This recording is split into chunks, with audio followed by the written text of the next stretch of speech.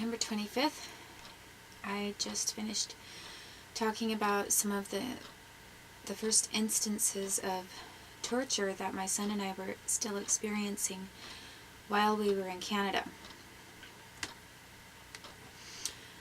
I probably would like to add, I've already mentioned many times how I had a surgery where microchip implants were put into my body.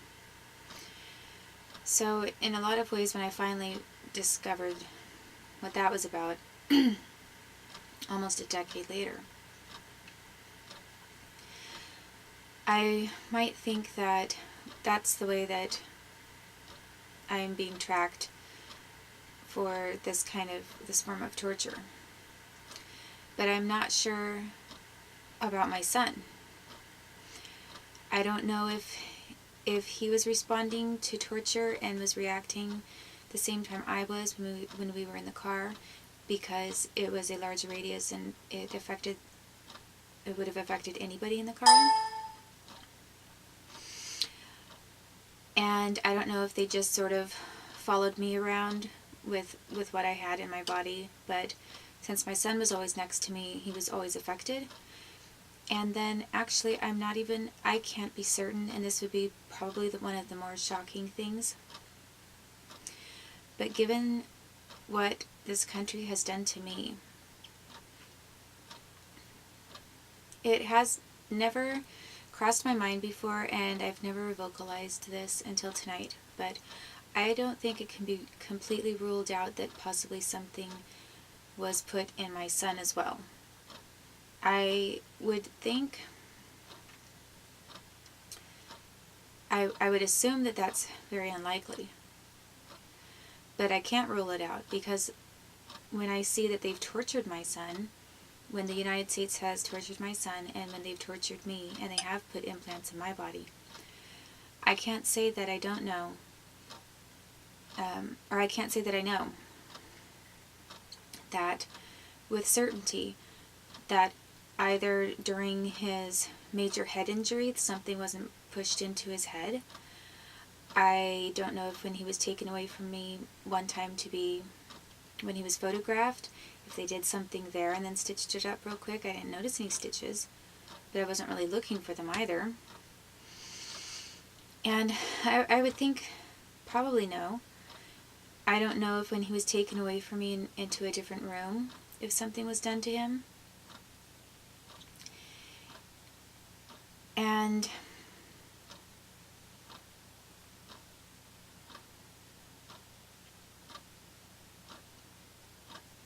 he was only babysat 1 or 2 times by somebody who was not my grandmother or family, and for less than a half an hour.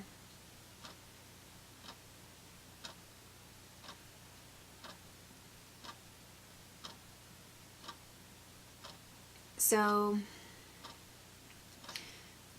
all of those things considered, I mean, the fact that he was being tortured, it definitely could have been because he was in the same area, yet when we were at the store in Canada, he was several feet away from me. I was watching him, but he was several feet away. And when I saw that man standing there, I thought that the man had directed something towards him, which is possible. But it's also possible that he was just standing off to the side observing while another form of aerospace defense technology was being targeted against my son.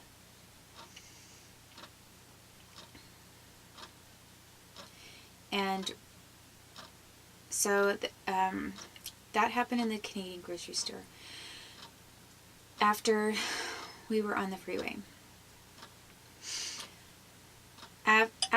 After that happened, I didn't have a lot of money, and I thought it wouldn't be a bad idea to go to some sort of a women's shelter just for a night, just a place to stay, and then figure out what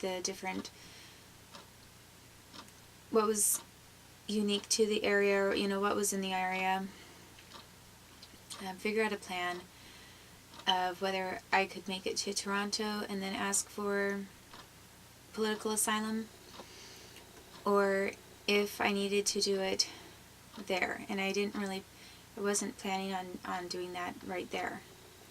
initially. I thought that it might be a better plan to go further. And we did need a place to stay, and I didn't have a lot of money. So I called a women's shelter, and right away it was sort of like they already had been expecting me for years. And this camera is getting blurry again, and there's no reason for it.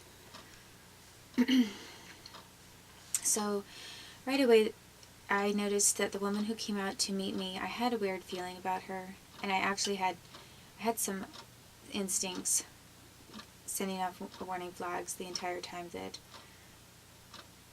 you know, it would have been better if we'd slept in our car, which would have been horrible, but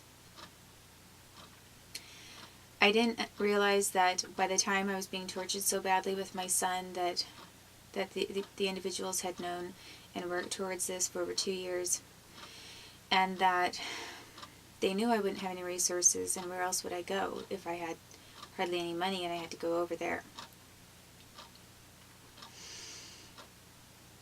So I didn't think it would be a bad thing, and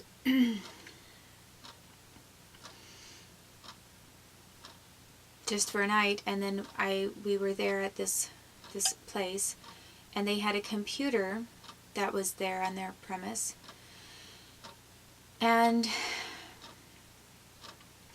I used it at one point to write on my blog, because actually I used it after the night that we were assaulted, because then my son and I were assaulted at that women's shelter. And I actually think that it wasn't just me and my son. I think it was other women at that shelter too, and they just didn't know what had happened. I realized, I saw that there was a man in a van, had a very angular face, and he was parked outside of that women's shelter. I wasn't sure why, but I noticed him in the area, and then I noticed him parked outside of this shelter, because it was up on maybe the second story or something, and I could look out the window and see it. I was, obviously, if I had a migraine triggered, I basically was forced into the emergency room, which is what somebody wanted, because I think they already knew who was going to be in the emergency room. They had the right people lined up, and they were going to find an excuse to take my son from me or do something to me then. So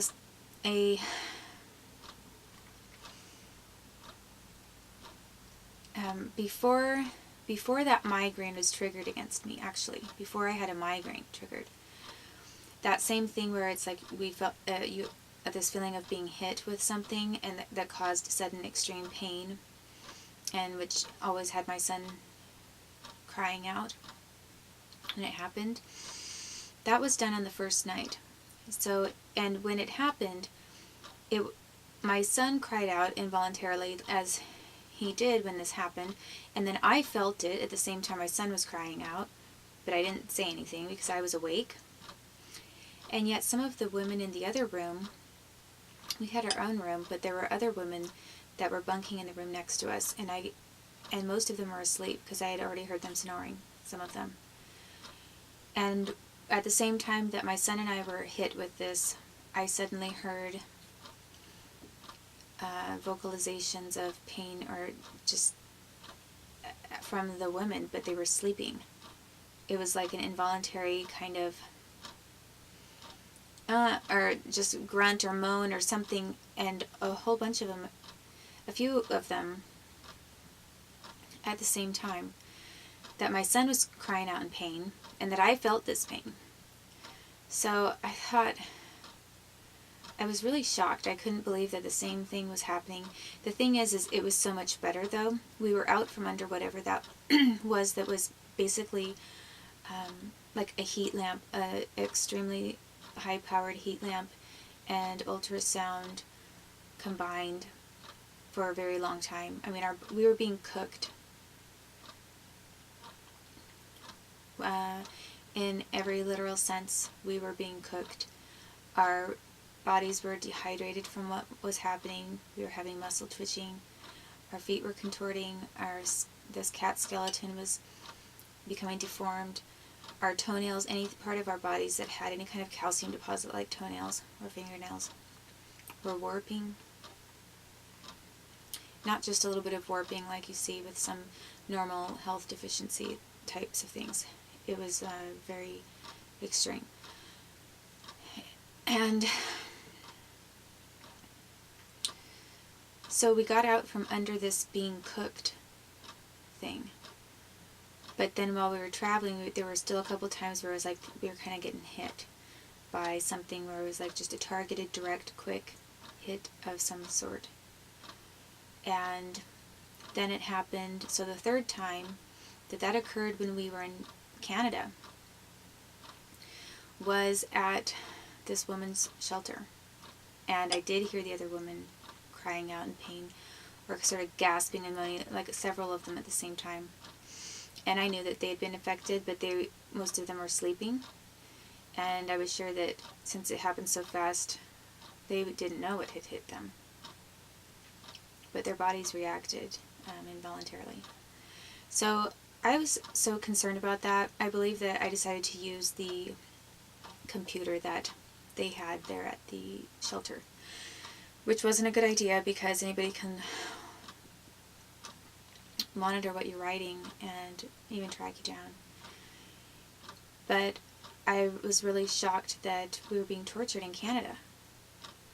So I blogged about it and how all these other women had responded in the same way. So it was something very odd.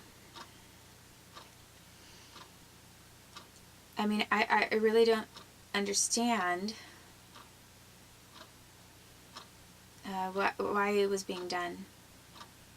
Because even if it's research or whatever, why would you go from one country to then another country and affect people that are not even don't even have anything to do with you and your child, just randomly? So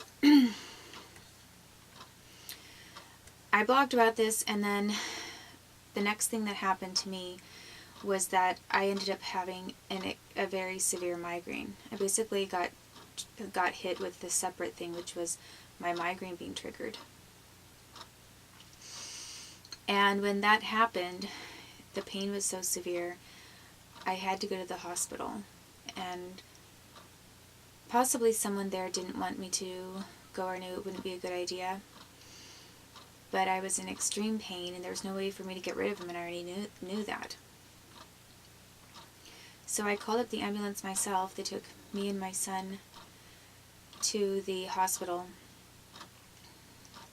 And when I was there, they gave me a treatment that did work on my migraine. It was, actually I haven't had it in a long time, but it was DHE or something. It's basically like ergotamine. It's a derivative of LSD, actually. But it's not a hallucinogenic. It's just some sort of substance that is a byproduct of LSD. And it somehow, I think, helps contract the muscles and the veins in a way that other like anti-inflammatories don't work. But this, for some reason, kind of works like Cafragot, but in a very different way, and very migraine specific. For whatever reason, when they gave that to me, and it wasn't, I mean, they first said, I told them that my regular treatment was narcotics, and when they said that they weren't going to treat me, I panicked. I didn't say anything, I didn't react, but I thought, oh no, because I knew that the only thing that had ever helped with my pain, ever, and then allowed me to sleep so that I could get rid of the migraine, was really, it was narcotics. And so I was feeling very panicked internally. And then I had tried everything else under the sun except Cafragot. And actually that was another weird situation, which I just want to touch on briefly, because when I was in Wenatchee, the same Dr. Crane that saw the red spot on my son